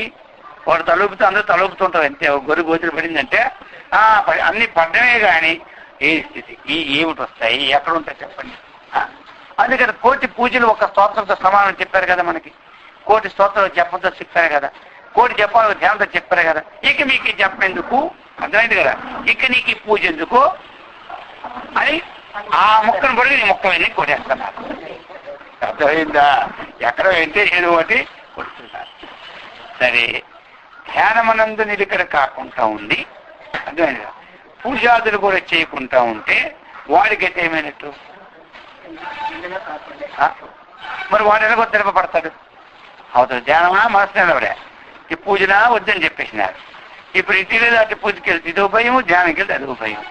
ఇవన్నీ నాకెందుకని మొత్తం వదిలిపెట్టేస్తాడు వాళ్ళ రోజు. అర్థమైందా? అందుచేత గొప్పది అంటే సాధనా విషయంలో ఒకదానికి ఒకటి మించి వెళ్ళమని చెప్పింది. గొప్పది కాదనలే. ఏమంట? ధ్యానం అనేది చాలా గొప్పదే. మరి ఆ ధ్యానం అనేది మనస్సు నిలవకపోతే వాడిని ఎన్నాళ్ళు ధ్యానం చేయిస్తాం, ఎన్నాళ్ళు చేయిస్తాం. అందుకని వాడికి వేరే మార్గం ఒకటి చూపెట్టాలి, అదే మార్గం. అందుకని ఈ మార్గాలు ఉన్నాయి. ఏమంటారు? ఈ మార్గాలు ఇప్పుడు డబ్బు ఉంది, హాయిగా మనకి చక్కగా ఇప్పుడు మనకి డబ్బు ఉంది, చక్కగా డబ్బు ఉంది బ్రహ్మాండంగా. ఇప్పుడు వీడు ఎందుకు వెళ్ళాలి చెప్పండి? రిక్షా మీద మనకు ఒక 100 కోట్ల డబ్బు ఉంది, ఇప్పుడు ఇంట్లో తాళం ఇస్తుంది. రిక్షా ఎక్కడ పని వచ్చి చెప్పండి మనకి? సాధ్యం లేదా? విమానంలో వచ్చి కదా రిక్షా పని వచ్చిందా? మన కారులోను విమానంలోనూ పోవచ్చు, హాయిగా పోవచ్చు మనం. మరి పక్క వారు రోజుల్లో 100 రూపాయలు కష్టపడితే వస్తుంది. మరి వాడిని చూసి వీటి ఇప్పుడు విమానం వెళ్ళాలంటే వెళ్ళగలడా? విమానం వెళ్ళగలడా? ఇప్పుడు ఆయన ఏమంటాడు?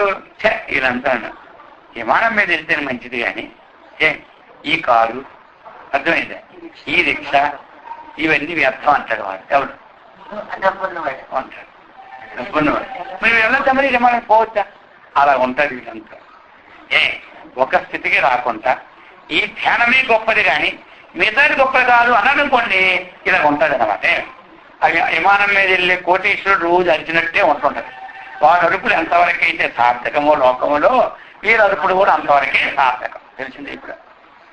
అయితే విమానం మంచిది కదా, నాకు మంచిదే వెళ్ళాలని ఉంటుంది కానీ ఏం లాభం? ఒక దెబ్బకి వెళ్ళిపోతే 7,000 8,000 అయిపోతే 4 రోజులు 4 నెలలు బయటకు పోతే ఇక్కడ. అర్థమైందే? అందుకని ఆ స్థితి గల వాడు వెళ్ళవచ్చు, తప్పులే. అది తప్పని చెప్పలే. ఏమంటారు?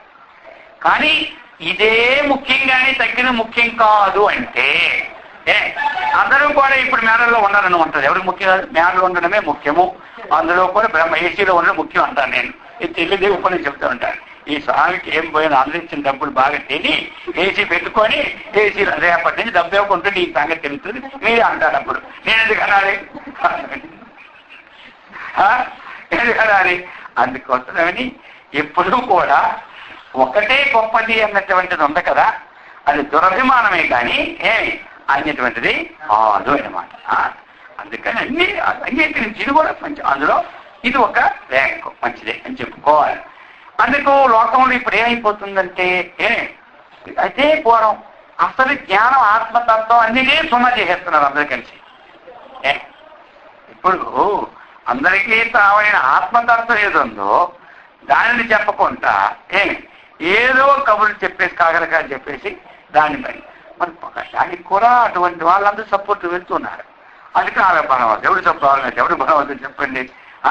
అందుకని వెళ్ళాలి, వద్దని చెప్పలేదు. మనం ఏ మతాన్ని ద్వేషించేది ఎవరి అభిప్రాయాన్ని కాదనం, కానీ ఒకే అభిప్రాయాన్ని ఆత్మతత్వంగా తీసుకోవడానికి మనం అది అన్నమాట.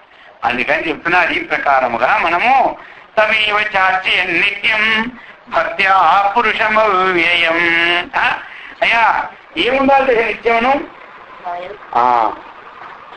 భక్త్యా, ఇది వచ్చి ముఖ్యం చెప్పారు. పురుషం అవ్యయం నిత్యం, అటువంటి వారిని ఇక్కడ ఏం చేయాలి నువ్వు చెప్తున్నాడు. అటువంటి వారిని భక్త్యా అక్షయ, ఆయన ఎవడు పురుషుడు, నాశరహితమైనటువంటి వాడు. అవ్యయమంటే అవ్యయమంటే ఏమిటి? నాశరహితమైనటువంటి వాడు అన్నమాట అతడు. ఇంకా ఎలాంటి వాడు అతడు? పురుషుడు అంటే అంతటా నిండబడినటువంటి వాడు అతడు. చూడు, అక్కడ కూడా వ్యక్తిగతంగా చెప్పడం లేదు. వాళ్ళు కూడా మనం అర్చించినటువంటి విషయాన్ని కూడా ఒక వ్యక్తి విశేషంగా కాకుండా పరమాత్మ తత్వంతో భావించుకొని అటు అసలే సాకార రూపం వచ్చారని మనం చేసుకోవాలి, తప్పే అని చెప్తున్నా. అవ్యయం పురుషం భక్త్యా, ఇది ఉంచుకో. ఎందుకంటే ఏ దేవుడిని అయితే మనం చేస్తున్నామో ఆ దేవుడు చాలా గొప్పవాడు అన్నటువంటి భావన ఉండాలి, అందరికీ ఉండాలి. అంతేగాని ఇతర దేవుళ్ళు మొక్కమే చూడకూడదు అనేటువంటిది చూడకూడదు. ఈ దృష్టిలో ఎలా ఉంది, ఆయన దృష్టిలో ఆ దేవుడు గొప్పవాడు అంటాడు. ఇద్దరు పోటీలు పడుకుని కొట్టుకోవడం అర్థమైంది కదా. అందుకని అది మనకి ప్రతివాడు వంకాయ కూరే మహా అంటారు. ఏమయ్యా వంకాయ కూర అంటే నీవు తెలియదా స్వామీజీ అంటారు.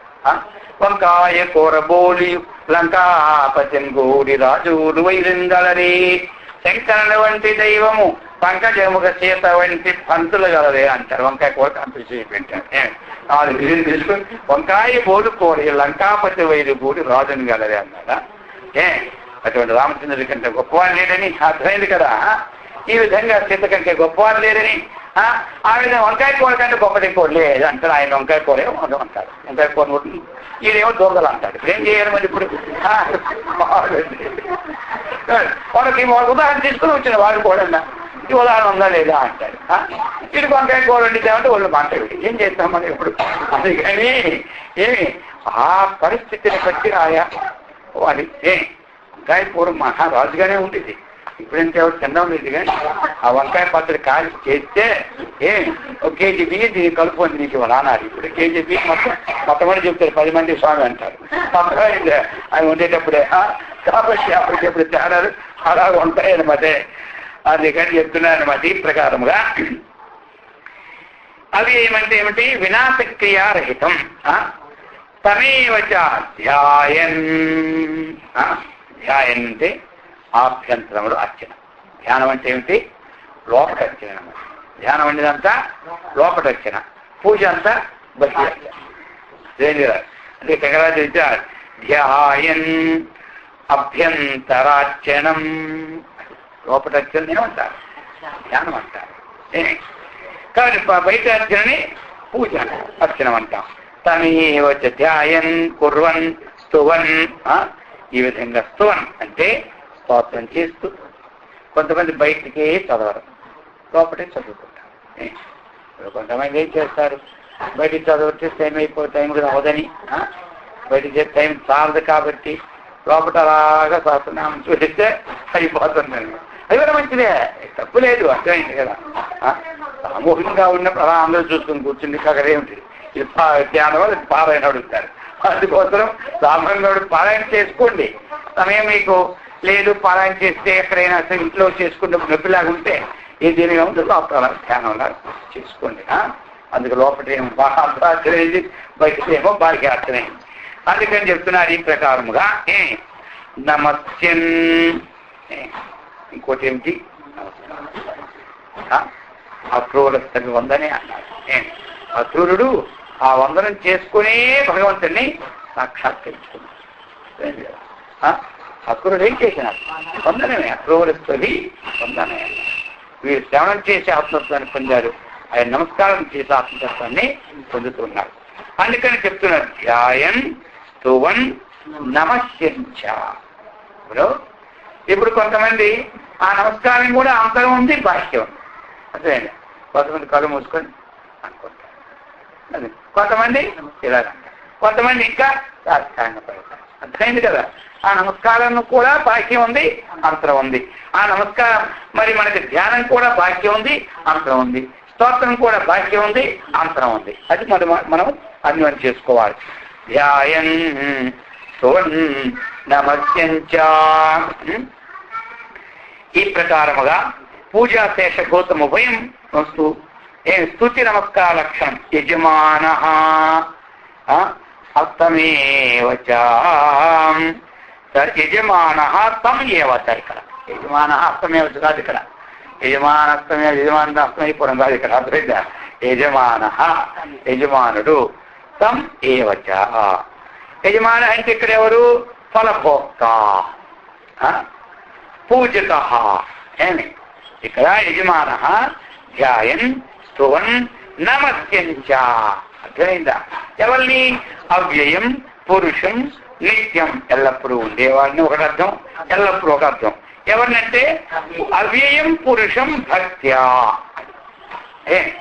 నాశరహితమైనటువంటి పురుషుడిని భక్తి ద్వారా ఏమి యజమాన ఎవడైతే పూజ చేస్తూ ఉంటాడో అతడైనమాట అర్థమైంది కదా అతడు ఎవడు ఫలభోక్త అనమాట పూజ చేసేవాడే అది సరే ఇంకొకటి ఇక్కడ ఉందన్నమాట మనకి ఫలం పుంజతీసి ఫలభోక్త ఫలాన్ని మనము పూజిస్తుంటే మనం ఏమవుతాం ఫలభోక్త అవుతాం అన్నమాట అయితే ఇతడి ఫలభోక్త ఏమవుతాడు పూజకుడు అంటే ఫలభోక్త సకల దుఃఖ వినిర్ముక్త అది అనమాట ఏమవుతాడు ఫలభోక్త పూజకుడు సకల దుఃఖాల నుంచి కూడా వినిర్ముక్తులైపోతారు అది అనమాట ఇది భక్త కాబట్టి ఈ ప్రకారమైనటువంటిది అధవా ఇంక ఫలభోక్త అనుకోకపోతే ఇంకోటి చెప్తున్నారు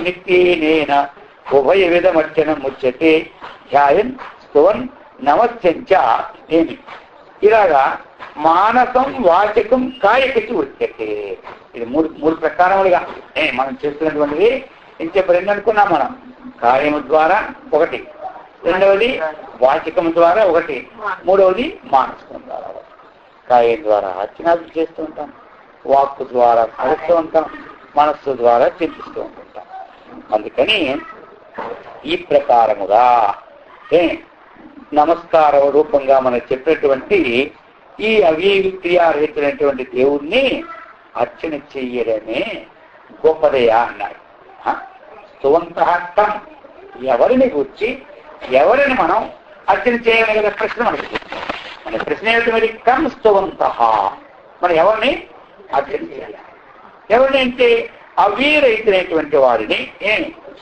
పురుషుణ్ణి చక్కగా మనము ధ్యానించుకొని చేసుకోవచ్చు అలాగనే మనం స్తోత్రం ద్వారా చేసుకోవచ్చు నమస్కారం ద్వారా కూడా చేసుకోవచ్చు మనం అర్చన ద్వారా కూడా చేసుకోవచ్చు అని సమాధానాన్ని చెప్పినారు అర్థమైంది కదా ఈ ప్రకారముగా మనం ఒక శ్లోకం చదివి దాన్ని రైట్గా చెప్పుకుందాం అనాది నిధనం విష్ణుం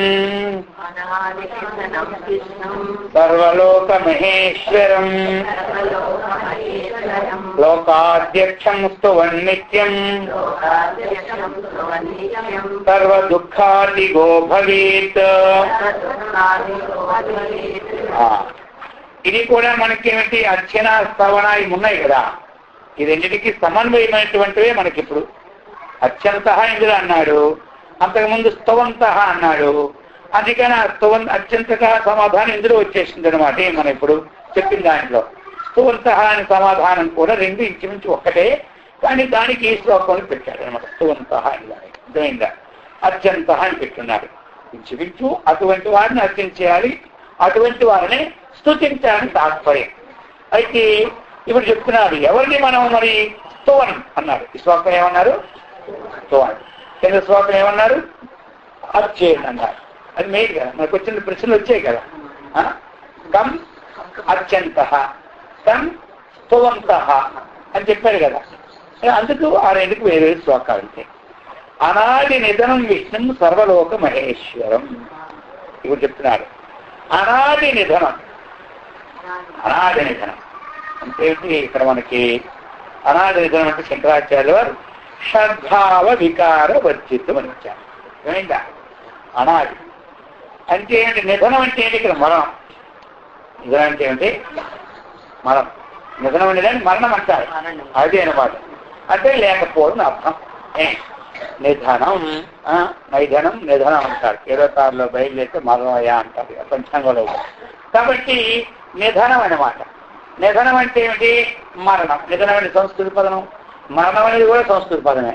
అర్థమైంది. చావడం అనేది తెలుగు పదం. పదాలు ఏ పదం ఎక్కడ తెచ్చుకోవాలి కదా మరి. శరీరం వదిలినాడంటే అర్థ తెలుగు అనమాట మరి గొడవ. కాబట్టి ఇక్కడ చెప్తున్నారు అనాది నిధనం అంటే అనాది నుంచి వస్తున్నటువంటివి వదిలిపెట్టడం. అనాది నుంచి ఏమొస్తుంది? ఈ శరీరానికి షడ్భావ వికారాలు వస్తున్నాయి. చెప్పుకున్నాం కదా. షడ్భావం అంటే ఏం చెప్పండి?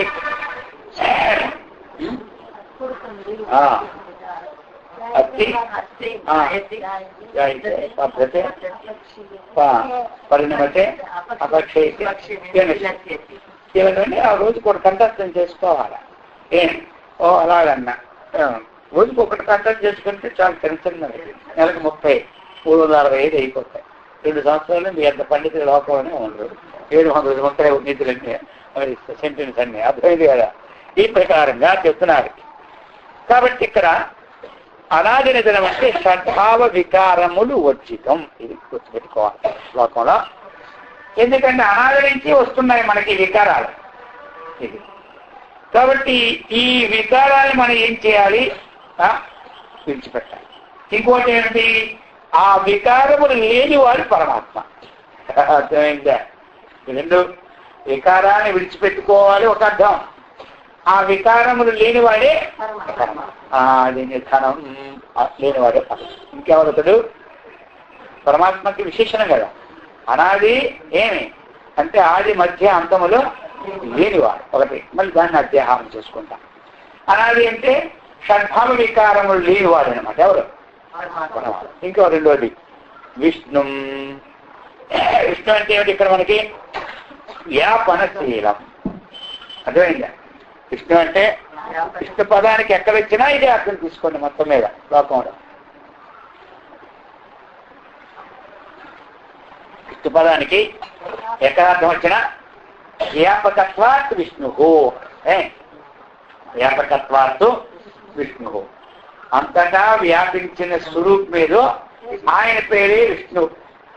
సర్వసాధారణంగా సృష్టి వైకరకంలో అధిష్ఠించినటువంటివి ఒక నామాలేవో పూర్వం నుంచి ఇవి వచ్చినాయి. మధ్యలో ఎక్కడో వచ్చినాయి. అక్కడి నుంచి అలాగలాగలాగా అది వచ్చేసింది. అర్థమైంది కదా? ఆనా మీనా అనుకోండి. మొత్తం మీద పేరేమిటి? అంతటా వ్యాపించినటువంటి చైతన్యం ఏదుందో ఆయన పేరే విష్ణువు. అది అనమాట విష్ణు. ఇంకొకటి ఏమిటి? సద్భావ వికార రహితుడు. రెండవది ఏమిటి? సర్వవ్యాపక స్వరూపుడు. అంటే ఏమిటి ఇతడు? విష్ణు అంటే ఇంకా సర్వం, ఇది సర్వలోక అని చెప్పినారు మనకి. మహేశ్వరుడు ఏం చెప్పారు? సర్వలోక మహేశ్వరుడు. సర్వం లోక్యతే ఇది లోక, దృశ్యవర్గ లోక. సర్వలోక అంటే ఏమిటి? ఏది చూడబడుతున్నామో లోక్యతే దృశ్యతే ఇది లోక. ఏది మనం లోక్యతే అంటే మనం ఏదైతే ఆలోకనం చేస్తూ ఉన్నామో, ఏదైతే మనకు కనబడుతున్నదో దాని పేరే లోకం. అర్థమవుతుంది కదా? ఆలోకనం అంటే ఏమిటి? చూడడం. అవలోకనం అంటే ఏమిటి? చూడడం. అర్థమైందా? ఏదైతే దృశ్య వస్తువు, ఏ దృశ్యాన్ని అయితే మనం అవలోకనం చేస్తున్నామో దీని పేరేమంటారు? లోకము అంటారు. అందుకు లోక్యతే దృశ్యతే ఇది లోక, దృశ్యవర్గ లోక. సత్య నియంత్రణం. అర్థమైంది కదా? దీన్ని నియంత్రించేవాడు. ఈ దీని ఏమిటంటే నియంత్రణకర్త. దాన్ని ఏం చేస్తున్నారు? అతడు నియంత్రణ. సర్వ మహేశ్వరం అన్నాడు కదా. మహేశ్వరుని దానికి అర్థిస్తున్నాడు సర్వ నియంత్రణ. ఎందుకంటే ఈసాయికి ఈట్ ఐశ్వర్య ధాతువు కాబట్టి ఒకటి. ఈసాయికి శాసనకర్త అన్నమాట ధాతు. ఇక్కడ మహా ప్లస్ ఈశ్వర మహేశ్వర. ఈశ్వరుడు అంటే ఎవరు? శాసనకర్త. శాసనకర్త అంటే ఏమిటి? నియంత్రుడు అన్నమాట. అతని యొక్క భయించేతే కదండి పంచిపోతారు పనిచేస్తే. మనం అనుకుంటున్నాం నా దెబ్బకు పంచిపోతారు అయిపోయినా అంటాడు. వీడి దెబ్బకి అయిపోతారు. నేను వచ్చించేత కదా ఇప్పుడు గాడి అయిపోయింది అంటారు. అర్థమైంది? యూతులు గాడి అయిపోతా. భయాస్తపుడు సూర్య, భయాస్తపుడు ఇంద్ర చెప్పినారు కదా. భయములు వాయువు ఇంద్రశ్చాగ్నిత్య మృత్యు ధావతి పంచమహా అన్నారు. ఆయన భయం వల్లనే ఒక్కరోజు విశ్రాంతి. మనకో ఇప్పుడు కొత్తగా వచ్చిన కంప్యూటర్లు శనివారం సెలవు, ఆదివారం సెలవు, 2 రోజులు సెలవు. డబ్బులు ఎక్కువ, జీతం ఎక్కువ, పని తక్కువ. వాళ్ళకి పెద్ద అర్పణాలకు ఉందండి. వాళ్ళ మన ఇంటికి నలుగురు ఉంటే మనకు తిడతారు. ఇప్పుడు అర్థమైంది. మీరు ఉపన్యాసాలు చెప్పి మాకు కూడా అయినా ఖాళీ లేకుండా చేస్తారు, ఎక్కువ ఉంటాయి. కాబట్టి అంటున్నది ఏమిటి, చెప్పుకోవడం దేనికంటే సెలవులు అనమాట. ఆదివారం అందరికీ సెలవు ఉండాలా వద్దా? ఏనాడు ఆ పంచభూతం సృష్టించినాడు వాళ్ళకి ఒక్క 5 నిమిషాలు ఒక్క క్షణం కూడా సెలవు ఇచ్చినోడు లేదు. సెలవు ఒక సెలవు ఉందండి ఎవరికైనా? ఎప్పటికీ సెలవు. ఒక్క సెలవు ఉందా? సెలవు విజయం కదా. ఎప్పుడే ఏమంటారు? ఒక వాయుదేవుడు మాత్రం 1 గంట సెలవు తీసుకుంటుంది పెట్టారు బండి. ఇక మొత్తం భూమండలో ఉన్నటువంటి జీవులన్నీ మొత్తమే సెలవు అయిపోతారు. అగ్ని స్ట్రైక్ చేసి నేను ఈ రోజు నుంచి అగ్ని మండలం అనుకోండి. ఇక మన కడుపులు మండుతూనే ఉంటుంటాయి.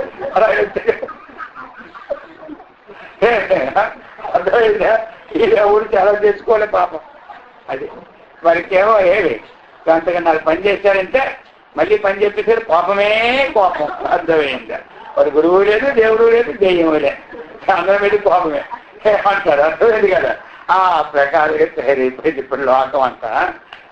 అయినా పడుకోవాలంటే టెన్షన్ పడుకున్నా పర్వాలే.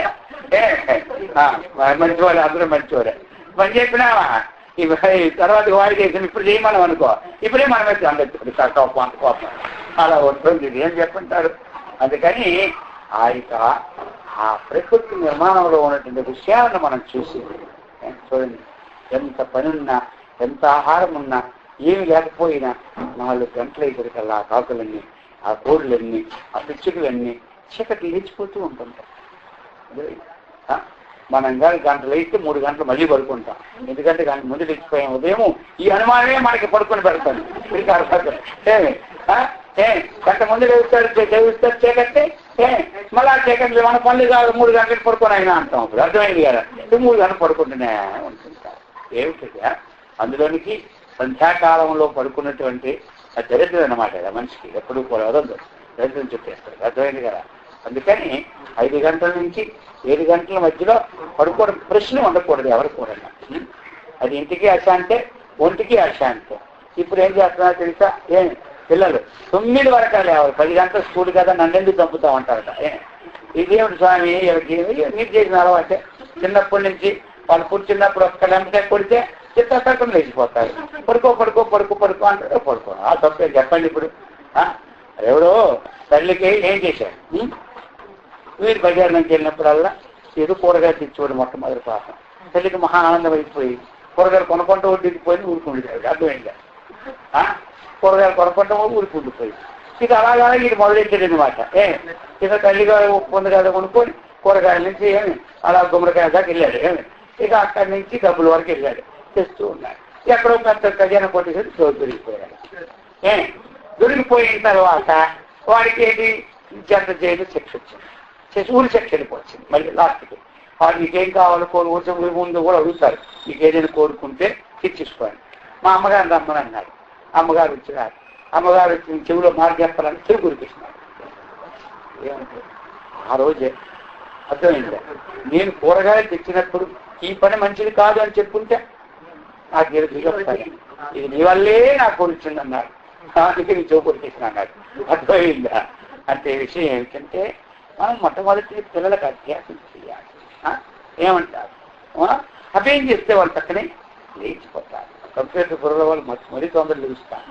ఈ ప్రకారంగా అది చెప్తున్నారు మనకి. శాసనకర్త ఎవరు? ఈశ్వరుడు.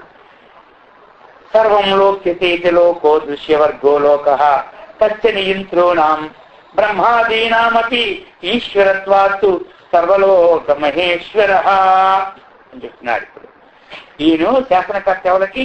బ్రహ్మకు కూడా శాసిస్తాడు, విష్ణువు కూడా శాసిస్తాడు, ఈశ్వరుడు కూడా శాసిస్తాడు. పరమాత్మ అందరినీ శాసిస్తాడు అనమాట. అందరినీ మన శరీరం ఎలాంటిదో బ్రహ్మ చిత్రముఖ బ్రహ్మ శరీరం కూడా అలాంటిదే. అయితే వాళ్ళకి మనకి ఆయుధ్యాయంలో తేడా అన్నమాట. అర్థమైందా? వాళ్ళ శరీరాలకి మన శరీరం తేడా ఏమిటంటే మనకి అన్నము పప్పు కూరతో పెట్టినారు, వాళ్ళందరికీ అమృతము ఏమి వాయువులతోనే నిండుతూ ఉంటుంటాయి. అంటే తేడా కానీ అర్థమైంది కదా, వాళ్ళకి మనకి ఇది తేడా అనమాట. కానీ వాళ్ళు ఒక నియమానికి లొంగి ఉన్నారు. వాళ్ళు చేయవలసిన అనుష్ఠానం చేయకపోతే వాళ్ళ పదవి కూడా భ్రష్టులు అయిపోతారు. వాళ్ళు కూడా మళ్ళీ జన్మలో క్షీణ పుణ్య మత్తులోకం వస్తుంది. అర్థమవుతుందా? మరి వేదాంతం అంటే మరి అదే కదా, సర్వలోక మహేశ్వరుని ఎవరు? అటువంటి వాడు. అటువంటి వాడిని ఎందుకంటే స్తువన్ ఎవరిని మనము స్తోత్రించారన్నారు కదా, ఎవరిని మనము అర్చించారన్నారు కదా. ఆ చెప్పిన దాంట్లో తేడా ఒకటి కూడా రాలేదు. ఏమి అందులో చెప్పినారు కదా మనకి ముందు శ్లోకం నేను చెప్తాను అంతకు ముందు దాంట్లో జగత్ప్రభం దేవదేవం అనంతం పురుషోత్తమం చెప్పారు. ఇక్కడే చెప్తున్నాడు అనాది నిధనం అంటే సద్భావికాల ఇక్కడ పరమాత్మ విష్ణు వ్యాపనశీలం సర్వలోక మహేశ్వరం సమస్త లోకాన్ని కూడా శాసించినటువంటి వాడు, నియంత్రకర్త. ఆయన శాసనం వల్లే అన్ని ఇలా ఉన్నాయన్నమాట. ఎంత ఆకాశం నేను ఇప్పుడే పడిపోతే మన పని ఏమైపోయినట్టు, అదే భూమి అంతా బదులే మన పని ఏమైనట్టు ఈ ప్రకాశంగా ఏమి. అందుకని ఇంకా ఎలాంటి వాడు అతడు? లోకాధ్యక్షం. అర్థమైంది కదా, అతడు లోకం అంటే దృశ్యవర్గం స్వాభావికేన బోధేన సాక్షాత్ పరిస్థితి లోకాధ్యక్ష. కాబట్టి అసలు లోకం అంటే ఏంటి? దృశ్యవర్గం ఉందా కనుక్కున్నాం. ఇది ఏంటి? స్వాభావికైన బోధేన, స్వాభావికమైనటువంటి జ్ఞానము ద్వారా. ఏమి అధ్యక్షుడు అంటే ఏమిటి? అధి అంటే అంతటా ఏమి చక్కగా ప్రేక్షకుల్ని అధీక్షిస్తాడు. స్టేజీ మీద ఉన్నటువంటి ఏమి వాళ్ళని కూడా అధీక్షణ చేస్తాడు. అంటే అందరినీ చూస్తాడు. ఎవరికి ఏం చెబుతున్నారో ఉపన్యాసం, ఆ ఉపన్యాసం శ్రోతలు ఏ విధంగా వింటున్నారా, ఏమి ఆయన ఉపన్యాసాన్ని ఆకట్టుకొని వింటూ ఉన్నారా, లేకపోతే ఆ ఉపన్యాసం చెప్పేటప్పుడు ఏమి ఇంకొక పరధ్యానం ఉన్నారా, వీరిని చూస్తుంటాడు. ఉపన్యాసం చెప్పే వాళ్ళని చూస్తుంటాడు. అటువంటి వాడు ఎవరు? అధ్యక్షుడు. అధ్యక్షుడు ఏదో అధ్యక్షుడు అంటారా? అదిత పరిత ఏ క్షణం ఏస్యాస్తి కృత అధ్యక్ష. అంతటా చూస్తున్నవాడే అధ్యక్షుడు. ఇతడెవడు? లోకాధ్యక్షం.